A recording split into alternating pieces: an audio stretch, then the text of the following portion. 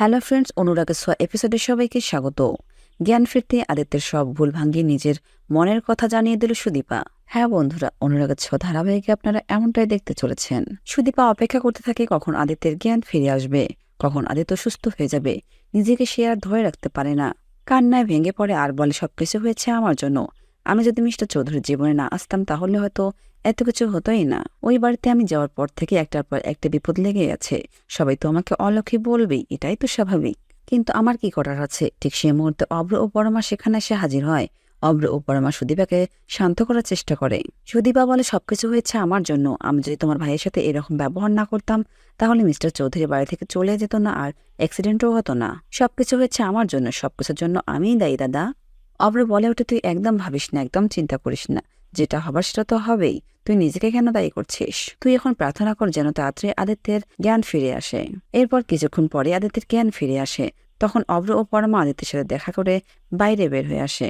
অন্যদিকে সুদীপা যখন আদিত্যের কাছে যায় তখন আদিত্য সুদীপাকে বলে, আপনি এখানে কি করছেন? আপনার এখানে কেন আসতে হবে? আপনার এখানে আসতে হবে না।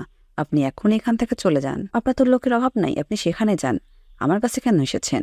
এতে করে সুদীপা ভালোভাবে বুঝতে পারে যে আদিত্য এখনো সুদীপার পর রেগে আছে এই রিতম স্যারের ব্যাপারটা নিয়ে।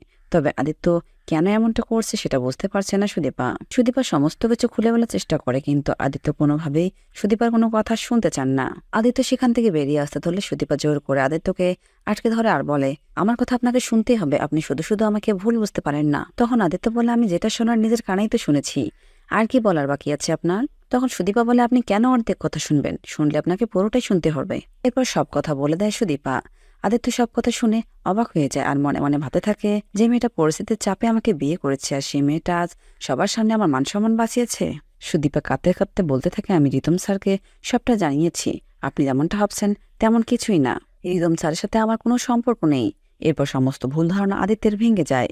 এরপর সুদীপা জানিয়ে দেয় যে আমি আপনাকে একটা কথা বলতে চাই।